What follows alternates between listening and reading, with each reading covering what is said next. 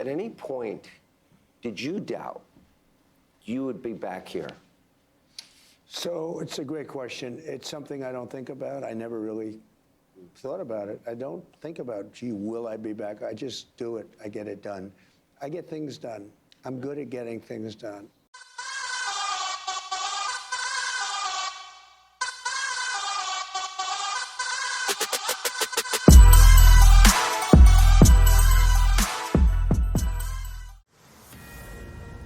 Fox News alert. President Trump just signed an executive order declassifying and releasing all files related to the JFK, RFK, and MLK assassinations. Hell yeah. Watch.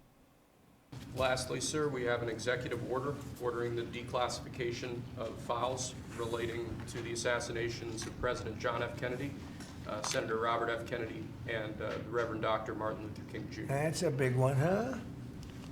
A lot of people are waiting for this for years, for decades. I think we need to have full transparency on everything when it comes to our government. You know, things that are probably going to freak out the American public, but there's already so many things that are freaking out the American public. Might as well throw everything at us all at once so we can get over this hump of being either afraid or worried of what the conspiracies that are being thrown online. The truth just needs to come out. Aliens included. We need to find everything out. And everything will be revealed. Okay? Give that to RFK Jr. Yes, sir. Okay? Only fair that Bobby gets the Sharpie. This order instructs the Director of National Intelligence and the Attorney General to come up with a plan within 15 days for the full and complete release of the JFK files, and 45 days for the release of the RFK and MLK archives. These are tens of thousands of documents that have never been seen before, that have been buried for over 60 years. Primetime will have full coverage on the day they drop. Trump says rates are coming down, whether Jerome knows it or not. The interest rates will come down. You said that you would demand that the interest rates come down. Well, I would Do you expect I the would put Fed- in a strong statement. Do you expect the Fed to listen to you? Yeah. Trump's demystifying the idea that all these Washington institutions are perfectly independent. Biden would never tell his attorney general what to do. Obama would never talk to the Fed chair about rates. I can't be seen talking to a justice. That would be unethical. The Washingtonian virtue signaling is history. Presidents don't have to be shy about power, and having an opinion isn't illegal anymore. Trump's not whispering and tiptoeing around D.C. Same thing with Davos. Once a year, the financial elite gather in a tax haven, hire escorts, and stroke each other's egos, then dictate how the rest of us are going to live. Ladies and gentlemen, the President of the United States, Donald J. Trump.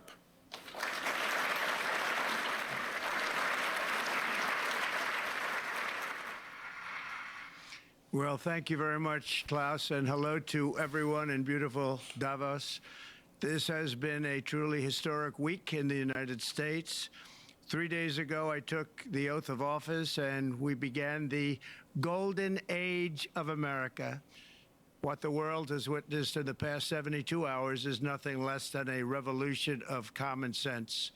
Our country will soon be stronger, wealthier, and more united than ever before, and the entire planet will be more peaceful and prosperous as a result of this incredible momentum and what we're doing and going to do. So I'd like to read off some of these things that Trump has already implemented through executive orders regarding the immigration and U.S. borders, designating an invasion across the southern border of the United States, allowing U.S. military service members to act as immigration and border enforcement officers as part of Trump's promised mass deportation program, stop refugee arrivals and suspend the U.S. refugee admission program effective January 27th, 2025, so in a few days. Redefine birthright citizenship under the 14th Amendment. Now, this is a huge one that A lot of people are suing Trump for a Trump order asserts that a child born in the U.S. is not a citizen if the mother does not have a legal immigration status or is in the country legally but only temporarily. And number two, the father is not a U.S. citizen or lawful permanent resident. The order forbids U.S. agencies from issuing any document recognizing such a child as a citizen or accept any state document recognizing citizenship. This order is already being challenged in federal court. So that's a big one. Required collection of DNA samples and fingerprints from immigration detainees under 2005 federal law. This is what the Biden administration got rid of. So everybody that came through that was bringing a child with them was never confirmed that the kid was actually with their actual parent. We didn't know if it was a coyote or a cartel, or we didn't know who it was. But now we're bringing that back to verify that if you're coming through, you're with your legit family. So that's just a few of them that I wanted to read off. Let's go ahead and continue the video. United States president. This is exactly what they need to hear, that there's power coming from the White House, and he's all about implementing action towards a better, peaceful world. We didn't have that the last 4 years, so that's why everybody's really excited to see Trump back. It makes sense. I terminated the ridiculous and incredibly wasteful Green New Deal. I call it the Green New Scam. Withdrew from the one-sided Paris Climate Accord and ended the insane and costly electric vehicle mandate. We're going to let people buy the car they want to buy. I mean, the Green New Deal was such a total disgrace, and it was conceived. See, and I definitely agree with that. Everybody should have the option if they don't like electric vehicles, they shouldn't be forced to buy into electric vehicles. I know Governor Newsom in California was trying to get rid of all vehicles that aren't electric by the year 2028, I believe.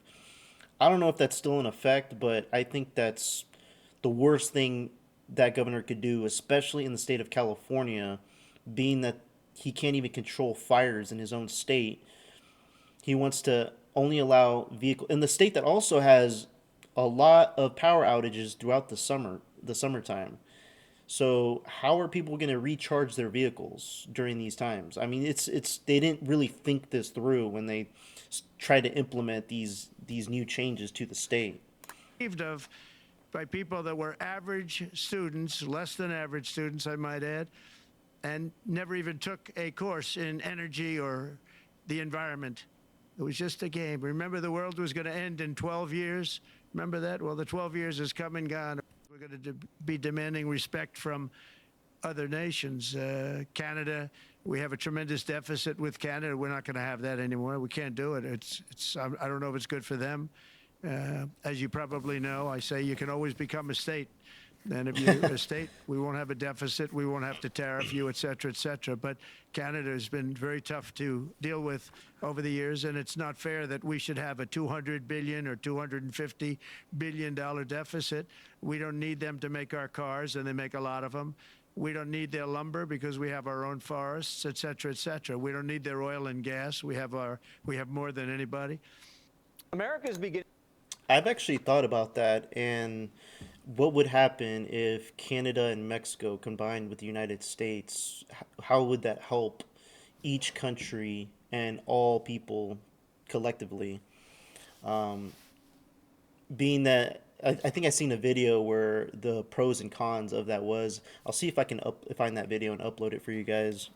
What if Canada, US, and Mexico joins together to be one single country? Well, that would automatically make the North American Union the most powerful country in the entire world. If we take a look at its economy, you can see that it would be the richest country in the world, with the GDP of $30 trillion, as the US is already the richest country in the world with a GDP of $25 trillion. The total land area of the North American Union would be approximately 20 million square miles, which would make it the largest country in the world by land area, as Canada and US are already the second and third largest country in the world, and combining the three countries would make it even larger than Russia. For comparison, it would be 35 times larger than France. It would have a population of almost 500 million people, which means that it would be the third most populous country behind India and China. Washington, D.C. would most probably be the capital, as it's already the capital of US. With a military budget of $800 billion, it would have the strongest military in the world, and its military with 1.7 million active duty personnel would be similar in size as the Indian military.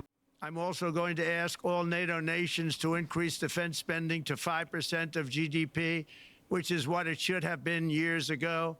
It was only at 2%, and most nations didn't pay until I came along. I insisted that they pay, and they did, because the United States was really paying the difference at that time, and it was unfair to the United States. Why aren't the Europeans paying more for their own protection? Why are we paying the bulk of NATO's budget? That's like a security guard paying a client to protect them. NATO's an incredible alliance. We just have to get our books in order. So our allies... See, I didn't know that. I didn't know about this. That's crazy. I didn't know that we were... No wonder we're in such high debt. I mean, it makes sense. Allies don't get a free ride, because while they get a free ride on defense, they're ripping us off on trade. They tariff American goods, but we barely tariff European goods. And that's about to change. And the Saudis better start pumping. Saudi Arabia will be investing at least $600 billion in America, but I'll be asking the Crown Prince, who's a fantastic guy, to round it out to around $1 trillion. I think they'll do that because we've been very good to them. And I'm also going to ask Saudi Arabia and OPEC to bring down the cost of oil. And if the Saudis don't round up $400 billion, Trump will visit Israel first. You said you're going to ask for $1 trillion. Will Saudi Arabia be the first foreign country you will visit, since they invest in that much? Well, if they do that, I would, yeah. I would be glad to do that. I did it, as you know, 4 years ago. We did $450 billion, meaning the money all goes to American companies, and they purchase jets and they purchase computers and everything else. And we did $450 billion, and I guess we're at 650. We need to protect our workers and supply chains. Fiat Chrysler met with Trump, and now they're restarting a Jeep plant in Illinois and building Dodge Durangos in Detroit. Samsung is about to move production from Mexico into the United States. Canada wants to help Trump restart the Keystone Pipeline. Hey, and the that's president good. just lifted a pause on liquefied natural gas exports so we can sell the Europeans natural gas and wean them off Russian energy, which makes our country wealthier, our allies safer, and slows down the Russian war machine, forcing Putin to the negotiating table. At any point, did you doubt you would be back here?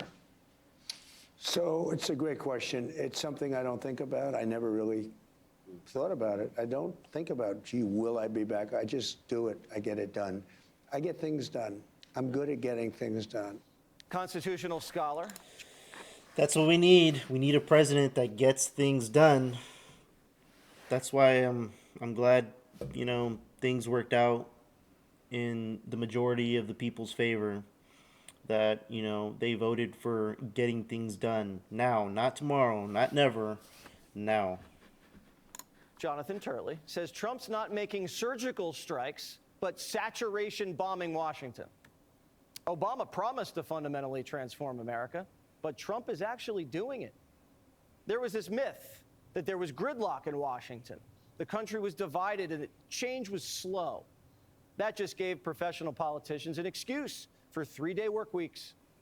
They didn't want you to know real change was possible, because then we'd raise expectations and they'd have to actually do their jobs and actually represent our interests Exactly. instead of their own. Exactly. But now they have an excuse for their lack of action.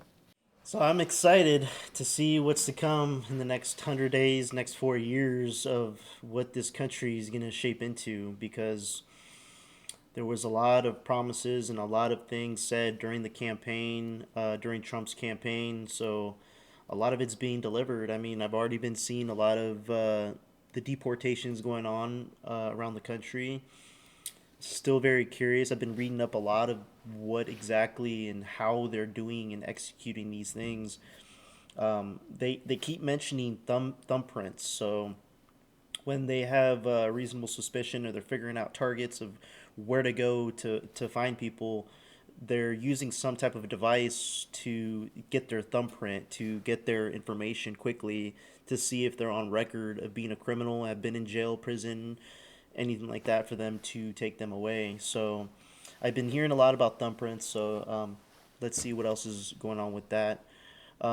Also, I just got a new ring light, so I hope you guys can see me a little bit better. I don't know, I noticed in a couple of my videos I was a little bit like dark or in the shade or whatever, but anyways, so I hope it looks a little bit nicer. If you guys have any questions, please put it in the comments below. If you like the video, please like the video. If you'd like to subscribe, please subscribe. Hit the subscribe button. Yeah, till next time, guys. Peace out.